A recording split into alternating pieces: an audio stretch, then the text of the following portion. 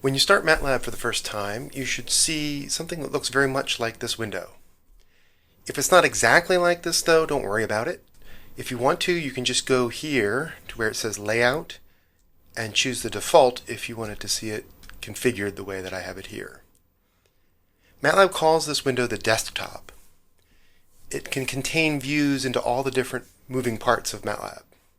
The appearance of the desktop is meant to be very similar on all operating systems.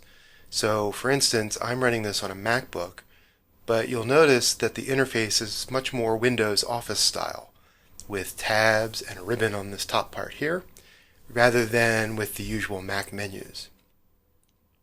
For the most part in these videos, I'll be showing you how to do things by typing in commands, but most commands do have point-and-click counterparts somewhere on this ribbon. Underneath the main ribbon you see this line for the folder.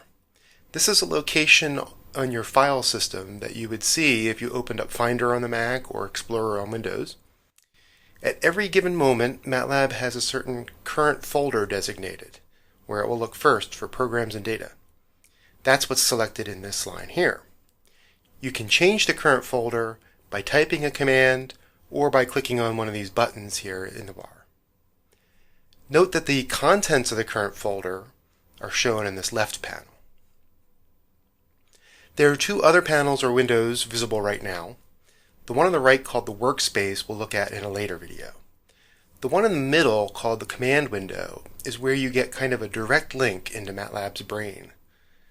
This symbol is called the command prompt, and it means that MATLAB is ready for you to type in a command that will execute and print out results right away. These windows can all be moved around or even popped out of the desktop if you want to work that way. Sometimes it's a little frustrating to get things to look exactly the way you want. You can always go back to the Layout button and reset to one of the built-in configurations if you get desperate.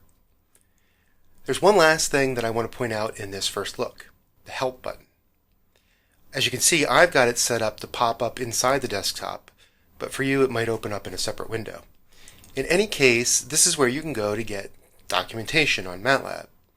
All this documentation is on the web too, by the way.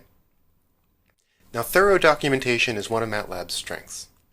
You can use the search here to go straight to the help for a function whose name you already know, or you can do a more general search for a topic and look for a conversational discussion. You're probably going to spend a lot of time in the documentation as you get familiar with MATLAB. That's it for the first look. In the next video, I'll be showing how to do some very basic calculations with numbers.